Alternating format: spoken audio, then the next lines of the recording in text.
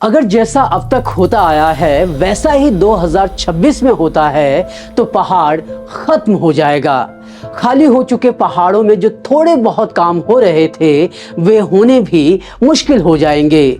अस्पतालों की कमी, जर्जर स्कूल, मुश्किल खेती और मुश्किल हालात घटेंगे नहीं बल्कि और बढ़ जाएंगे। और जो चंद लोग पहाड़ों को आबाद कर रहे थे वो ना चाहते हुए भी शहर आ जाएंगे। वैसे तो अपने गठन के पहले दिन से ही उत्तराखंड का पहाड़ उपेक्षित सा पड़ा हुआ है। उत्तराखंड की सत्ता में बैठे नेताओं की लिस्ट में इसका नाम सबसे नीचे आता है और जैसा अब तक हुआ है वैसा ही अगर 2026 में भी होता है तो पहाड़ का नाम नेताओं की लिस्ट से गायब भी हो जाएगा। जिन नेताओं को गैरसैंण में एक सत्र करने में ठंड लग जाती है उन नेताओं को एक और मौका मिलने वाला है। एक ऐसा मौका जब वो पहाड़ चढ़ने की अपनी जिम्मेदारी से और दूर भाग सकते हैं और ये मौका इन्हें मिल सकता है परिसीमन के रास्ते। जी हाँ, कयास लगाए जा रहे हैं कि 2026 में परिसीमन की प्रक्रिया शुरू हो सकती है और अगर ऐसा होता है तो ये पहाड़ के लिए हानिकारक साबित हो सकता है। आशंका जताई जा रही है कि परिसीमन होने से पहले से ही पिछड़े पहाड़ों का प्रतिनिधित्व विधायिका में और ज्यादा घट जाएगा और जो थोड़ा बहुत विकास पहाड़ों का वोट के लालच में हो रहा था वो भी होना बंद हो जाएगा। यानी कि जो क्षेत्र पहाड़ के विकास के उद्देश्य से अलग राज्य बना था उसकी सारी विकास योजनाएं मैदान पर फोकस हो जाएंगी। यही वजह है कि उत्तराखंड में लंबे समय से परिसीमन को पहाड़ के लिहाज से करने की मांग उठाई जा रही है। लेकिन ऐसा क्यों? आखिर परिसीमन से ऐसा क्या बदल जाएगा कि पहाड़ पिछड़ जाएंगे? ये परिसीमन होता क्या है, कौन करता है, क्यों करता है और उत्तराखंड में क्यों होगा? इन सभी सवालों का एक एक करके हम आपको जवाब देने वाले हैं। साथ ही बताने वाले हैं कि कैसे परिसीमन से उत्तराखंड के पहाड़ी क्षेत्र का थोड़ा बहुत होता विकास भी खत्म हो सकता है। विश्लेषण के इस एपिसोड में आज समझेंगे उत्तराखंड में परिसीमन के पूरे खेल को। आसान भाषा में जानने की कोशिश करेंगे कि कैसे परिसीमन से उत्तराखंड के पहाड़ियों को डर लग रहा है। उत्तराखंड में परिसीमन के हर पहलू का इस रिपोर्ट में देखिए संपूर्ण विश्लेषण। उत्तराखंड में परिसीमन को लेकर एक छोटा सा ही सही लेकिन आंदोलन खड़ा हो रहा है। 2024 में उत्तराखंड समानता पार्टी ने भी इस मुद्दे को उठाया। इस पार्टी और इनके जैसे कुछ लोगों की मांग है कि उत्तराखंड में जब परिसीमन हो तो वो जनसंख्या के आधार पर नहीं बल्कि क्षेत्रफल के लिहाज से हो। इस मांग की जड़ में है खाली होता पहाड़। इस मांग को उठा रहे लोगों का कहना है कि अगर परिसीमन जनसंख्या के आधार पर होता है तो विधानसभा और लोकसभा में पहाड़ का प्रतिनिधित्व ना के बराबर रह जाएगा और इससे पहाड़ की समस्याओं को विधायिका में उठाने वाले ना के बराबर रह जाएंगे। सीधे शब्दों में कहें तो पहाड़ की आवाज उठाने वाला शायद कोई भी ना बचे। लेकिन ये चिंता क्यों? ये चिंता इसलिए क्योंकि सब कुछ अगर ठीक रहा तो 2026 में परिसीमन की प्रक्रिया शुरू हो सकती है। अब ये प्रक्रिया कैसे उत्तराखंड के लिए खतरनाक साबित हो सकती है उस पर बात करने से पहले जान लेते हैं कि ये परिसीमन होता क्या है और क्यों इसे 2026 में या उसके बाद लागू किए जाने की बात कही जा रही है। और हमेशा की तरह आपको वीडियो में टाइम स्टैम्प्स मिल जाएंगे तो आप जिस भी सेक्शन में जाना चाहते हैं उसमें आप जा सकते हैं। परिसीमन का एक लाइन में अर्थ है किसी देश या प्रांत में निर्वाचन क्षेत्रों की सीमा तय करने की एक प्रक्रिया। यानी कि इसके जरिए लोकसभा और विधानसभा क्षेत्रों की सीमाएं तय की जाती हैं। आसान शब्दों में परिसीमन की मदद से यह तय होता है कि किस क्षेत्र के लोग किस विधानसभा या लोकसभा के लिए वोट डालेंगे। यह प्रक्रिया इसलिए की जाती है ताकि लोकतंत्र में आबादी का सही प्रतिनिधित्व हो सके। एक उदाहरण से इसे से समझिए। मान लीजिए कि क्षेत्र ए में साल 2001 में 1 लाख लोग रहा करते थे। तब तय किया गया कि इतनी जनसंख्या का प्रतिनिधित्व करने के लिए एक लोकसभा सांसद काफी होगा, यानी कि इस क्षेत्र की लोकसभा में 1 सीट होगी। कुछ इसी तरह विधानसभा में भी एक विधायक यानी 1 सीट रख दी जाती है। अब गुजरते वक्त के साथ इस क्षेत्र की जनसंख्या बढ़ती गई और कुछ सालों बाद यहाँ 10 लाख की आबादी हो गई। जाहिर सी बात है, 1 लाख लोगों का प्रतिनिधित्व करने वाले एक लोकसभा सांसद और विधायक की इतनी बड़ी आबादी तक पहुंच आसान नहीं होगी।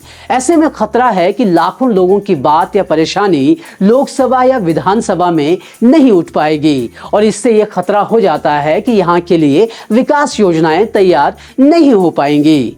इसी खतरे को कम करने के लिए, यानी कि सभी लोगों को समान प्रतिनिधित्व देने के लिए यहाँ लोकसभा और विधानसभा की सीटें बढ़ा दी जाएंगी या फिर रीएडजस्ट की जाएंगी और इन्हीं सीटों को बढ़ाने घटाने की प्रक्रिया को ही परिसीमन नाम दिया गया है। यही प्रक्रिया है जिसकी वजह से आप देखते हैं कि लोकसभा में जहां उत्तराखंड की 5 सीटें हैं तो वहीं उत्तर प्रदेश की 80 सीटें हैं, क्योंकि ये सब जनसंख्या के आधार पर परिसीमन की वजह से हुआ है। कुछ इसी तरह की स्थिति दूसरे राज्यों की भी है। बात करें विधानसभा के स्तर पर तो यहाँ भी यही प्रक्रिया अपनाई जाती है। जिस क्षेत्र में ज्यादा जनसंख्या होगी वहां ज्यादा विधानसभा सीटें होंगी, जहां कम जनसंख्या होगी वहां कम सीटें होंगी और जनसंख्या के आधार पर होने वाले परिसीमन की यही वो प्रक्रिया है जिसका उत्तराखंड में विरोध हो रहा है। क्यों और कैसे उस पर भी बात करेंगे, लेकिन पहले परिसीमन की प्रक्रिया की पूरी बात जान लेते हैं। भारतीय संविधान के आर्टिकल 82 और 170 में परिसीमन की व्यवस्था की गई है। इसमें कहा गया है कि हर जनगणना के बाद लोकसभा विधानसभा की सीटों को रीएडजस्ट यानी पुनः समायोजित किया जाए। सिर्फ सीटों का ही नहीं बल्कि इनके प्रादेशिक निर्वाचन क्षेत्रों का भी इस आधार पर समायोजन किया जाने की प्रक्रिया है। प्रादेशिक निर्वाचन क्षेत्र यानी राज्य में लोकसभा सीटों का भौगोलिक क्षेत्र और संविधान में दिए गए इस काम को ही परिसीमन कहा जाता है। इसे कैसे उपयोग किया जाए इसका फैसला लेने का अधिकार संसद के पास होता है। इस प्रक्रिया को करने के लिए एक उच्चाधिकार निकाय का गठन किया जाता है।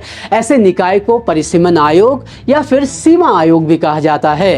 परिसीमन आयोग की नियुक्ति राष्ट्रपति करते हैं। इसमें सर्वोच्च न्यायालय या उच्च न्यायालय के एक सेवानिवृत्त न्यायाधीश, मुख्य चुनाव आयुक्त और राज्य चुनाव आयुक्त शामिल होते हैं। आयोग निर्वाचन क्षेत्रों को फिर से तैयार करने या नए निर्वाचन क्षेत्र बनाने के लिए जनसंख्या में हुए बदलाव की जांच करता है। इसके बाद आयोग भारत के राजपत्र में अपनी ड्राफ्ट रिपोर्ट पब्लिश करता है, जो जनता के फीडबैक के लिए खुली रहती है। फीडबैक लेने के बाद आयोग अपनी अंतिम रिपोर्ट प्रकाशित करता है, जो लोकसभा और संबंधित विधानसभाओं में रखे जाते हैं। हालांकि दोनों ही सदन में इसमें कोई संशोधन नहीं किया जा सकता। फाइनल रिपोर्ट को राष्ट्रपति की तरफ से तय तारीख पर लागू कर दिया जाता है। परिसीमन आयोग के आदेशों को कानून की तरह ही जारी किया जाता है और इन आदेशों को किसी भी न्यायालय में चुनौती नहीं दी जा सकती। भारत में ऐसे परिसीमन आयोगों का गठन अब तक 4 बार किया गया है, 1952, 1962, 1972 और 2002 में, और ये सब तब हुई जनगणनाओं के आधार पर किया गया। इस संशोधन में तय किया गया कि 1971 की जनगणना के आधार पर जो लोकसभा सीटें तय की गई हैं, उनमें 2026 के बाद होने वाली पहली जनगणना तक कोई बदलाव नहीं किया जाएगा।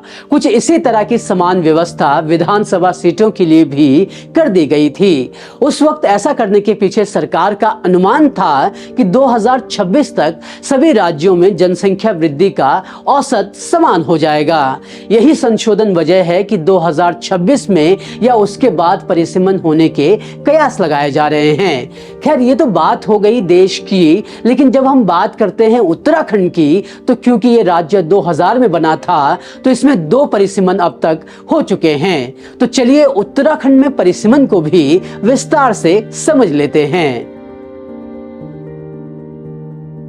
उत्तराखंड को अलग राज्य बनाने का सबसे बड़ा उद्देश्य ये था कि यहाँ पहाड़ी क्षेत्र का विकास होगा।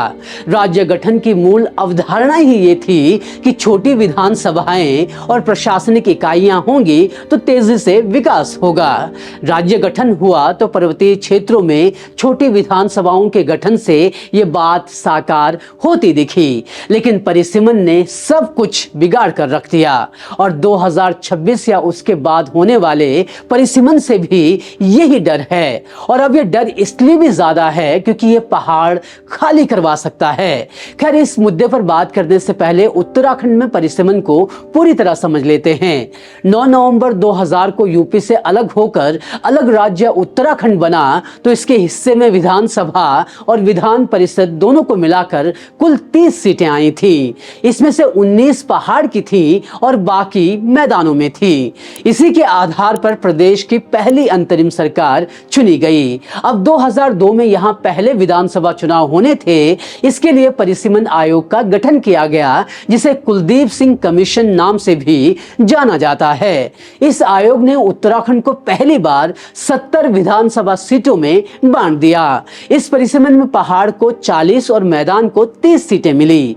इसी के आधार पर 2002 का विधानसभा चुनाव किया गया। इसके महज 2 साल बाद 2004 में राष्ट्रीय स्तर पर परिसीमन की प्रक्रिया की शुरुआत की गई। इस आयोग ने 2001 की जनगणना के आधार पर परिसीमन किया।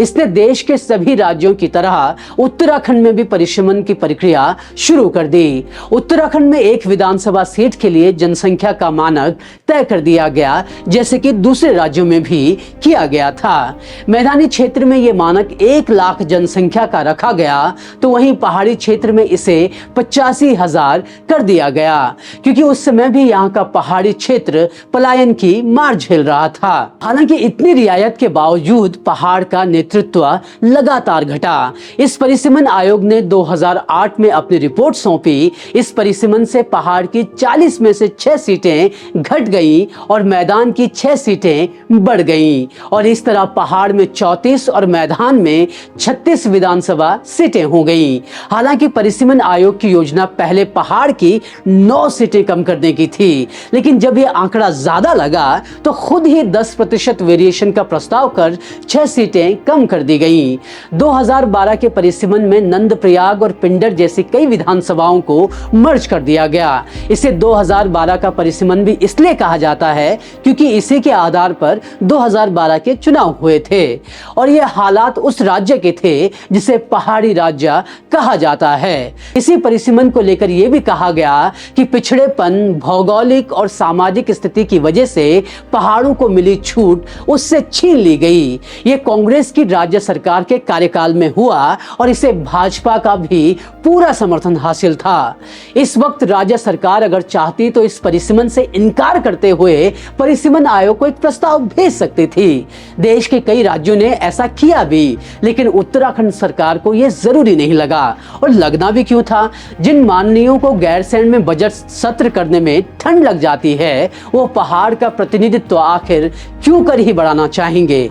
जिस पहाड़ के हालात सुधारने के लिए एक पहाड़ी राज्य मांगा गया था, महज 7 साल के अंदर ही उसे अपने हाल पर छोड़ने का इंतजाम कर दिया गया। पहाड़ों से 6 सीटों का कम होना उन शहीदों का अपमान था जिन्होंने इस पहाड़ी राज्य के लिए अपने प्राण न्योछावर कर दिए। और इस तरह पहाड़ का नेतृत्व कम करने का जो सिलसिला शुरू हुआ वो आज तक जारी है, और 2026 के बाद होने वाले परिसीमन से ये नेतृत्व इतना कम हो सकता है जिससे आज वीरान हुए पहाड़ पूरी तरह से बर्बाद हो सकते हैं। कैसे और क्यों, वो भी समझ लीजिए। परिसीमन को लेकर एक बार फिर बहस तेज हो गई है। मांग उठाई जा रही है कि अब जब भी परिसीमन हो वो जनसंख्या के आधार पर नहीं बल्कि क्षेत्रफल के आधार पर हो। सिर्फ विधानसभा सीटों के लिए नहीं बल्कि पंचायतों का परिसीमन भी इसी आधार पर करने की मांग उठाई जा रही है। लेकिन क्यों? क्षेत्रफल के आधार पर क्यों और जनसंख्या के आधार पर क्यों नहीं? इस सवाल का जवाब छुपा है उत्तराखंड के मौजूदा हालातों में। उत्तराखंड में पलायन अलार्मिंग लेवल पर पहुंच चुका है। यहाँ 1700 से ज्यादा गांव पूरी तरह खाली हो चुके हैं। खुद पलायन आयोग की रिपोर्ट तस्दीक करती है कि पहाड़ से रोजाना औसतन 246 लोग पलायन कर रहे हैं। पहाड़ को छोड़ने वालों की संख्या हर गुजरते दिन के साथ बढ़ती ही जा रही है और इस पलायन की वजह है घाटे का सौदा बनती कृषि, अच्छी शिक्षा व्यवस्था का ना होना, अच्छी सड़कें और सुविधाओं का यहाँ पर ना होना। ये वही सब कारण हैं जिनको सॉल्व करने के लिए हम लोकसभा और विधानसभा में प्रतिनिधि चुनते हैं। जैसे परिसीमन वाले उदाहरण से समझ में आया कि जनसंख्या बढ़ेगी तो सीटें बढ़ेंगी और घटेंगी। उत्तराखंड की जनसंख्या भी काफी ज्यादा बढ़ चुकी है और ये अगली जनगणना में भी सामने आ जाएगा और जब जनसंख्या बढ़ेगी तो सीटें भी बढ़ सकती हैं। रिपोर्ट्स की माने तो 2026 के परिसीमन के बाद उत्तराखंड में 2 संसदीय सीटें बढ़ सकती हैं। अब एक तरह से देखा जाए तो ये अच्छी बात है, लेकिन जब आप इसे पहाड़ के परिप्रेक्ष्य में देखेंगे तो तस्वीर साफ हो जाती है। जनसंख्या के आधार पर अगर परिसीमन होता है तो जाहिर सी बात है कि एक बार फिर पहाड़ की सीटें कम हो जाएंगी और मैदानी सीटें बढ़ जाएंगी, क्योंकि पहाड़ में रहने वाली जनसंख्या लगातार बढ़ने की बजाय घटी है और जब तक अगली जनगणना होती है तो ये और भी कम हो जाएगी। ऐसे में परिसीमन आयोग भले ही पहाड़ को कितनी ही वरीयता दे और यहाँ के लिए जनसंख्या मानक कितना ही कम रखे, तो भी ये तय है कि यहाँ से सीटें घट जाएंगी और इस बार जो सीटें घटेंगी वो आंकड़ा काफी बड़ा हो सकता है, क्योंकि उत्तराखंड के मैदानी क्षेत्र में जनसंख्या बहुत तेजी से बढ़ी है, बल्कि पहाड़ में उसी तेजी से घटी है। 2011 की जनगणना के आधार पर यह चार्ट बताता है कि देहरादून, हरिद्वार, उधम सिंह नगर में कितनी तेजी से जनसंख्या बढ़ रही है। यानी कि जनसंख्या के आधार पर परिसीमन होने से पहाड़ों का प्रतिनिधित्व विधायिका में और ज्यादा कम हो जाएगा और प्रतिनिधित्व कम होने का मतलब है कि पहाड़ की दिक्कतों और समस्याओं को उठाने वाले बहुत कम लोग बच जाएंगे और जितना कम प्रतिनिधित्व होगा उतने ही कम सरकारों को इन क्षेत्रों की चिंता होगी, क्योंकि अक्सर वोट के लालच में थोड़े बहुत काम हो जाते हैं। अगर वो भी खत्म हो जाएगा तो जो काम अभी नहीं हो पा रहा वो सीटें घटने के बाद तो कभी नहीं हो पाएगा। यानी कि पहाड़ों में जनसंख्या कम, सीट कम और फिर विकास भी ना के बराबर। जनसंख्या के आधार पर परिसीमन से लगभग तय है कि पहाड़ का भविष्य खतरे में पड़ जाएगा। यही वजह है कि उत्तराखंड में परिसीमन भौगोलिक आधार पर किए जाने की मांग उठाई जा रही है। पर्यावरणविद अनिल जोशी कहते हैं कि परिसीमन सिर्फ क्षेत्र के भूगोल के आधार पर होना चाहिए। वहीं उत्तराखंड क्रांति दल के नेता दिवाकर भट्ट भी यही मानते हैं। वो कहते हैं कि अगर जनसंख्या के आधार पर परिसीमन हुआ तो उत्तराखंड को बनाने के संघर्ष का ऐतिहासिक महत्व ही खत्म हो जाएगा। जम्मू सेंट्रल यूनिवर्सिटी के प्रोफेसर गोविंद सिंह कहते हैं कि सरकार का ध्यान गांवों से शहरों की ओर ट्रांसफर हो चुका है। सरकार को लगता है कि कम आबादी वाले गांवों में विकास कठिन है, इसलिए वो शहरी क्षेत्रों में पलायन करने वालों को सेवाएं प्रदान कर सकते हैं और यही वजह है कि ग्रामीण क्षेत्र लगातार इग्नोर्ड हो रहे हैं। यानी कि ये कहना गलत नहीं होगा कि अगर जनसंख्या के आधार पर परिसीमन होता है तो पहाड़ पूरी तरह खत्म हो जाएंगे और पहाड़ी राज्य उत्तराखंड मैदानी राज्य बनकर रह जाएगा। और ऐसा होना न सिर्फ उत्तराखंडियों के लिए बल्कि देश के लिए भी खतरनाक होगा, क्योंकि ये राज्य देश की सुरक्षा के लिहाज से भी काफी मायने रखता है। इन्हीं खतरों को देखते हुए ही क्षेत्रफल के आधार पर परिसीमन की बात कही जा रही है, क्योंकि अगर क्षेत्रफल के आधार पर परिसीमन होता है तो ये तय है कि पहाड़ का प्रतिनिधित्व पहले तो बढ़ेगा या फिर घटेगा नहीं और इससे इस पहाड़ी राज्य को बचाने में मदद मिल सकती है। और ऐसा भी नहीं है कि भौगोलिक आधार पर परिसीमन नहीं हो सकता। भारत में कई ऐसे क्षेत्र भी हैं जहां जनसंख्या के आधार पर नहीं बल्कि भौगोलिक परिस्थितियों के आधार पर परिसीमन हुआ है। खुद परिसीमन अधिनियम 2002 की धारा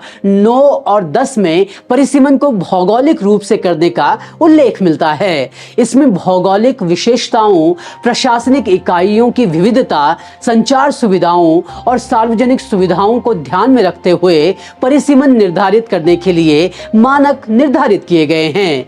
लेकिन इस तरफ आयोग का ध्यान खींचने का काम सरकारों को करना होगा, क्योंकि जो भी मानक भौगोलिक और क्षेत्रफल के परिसीमन के लिए रखी गई हैं, उन सब में उत्तराखंड कहीं ना कहीं फिट बैठता है।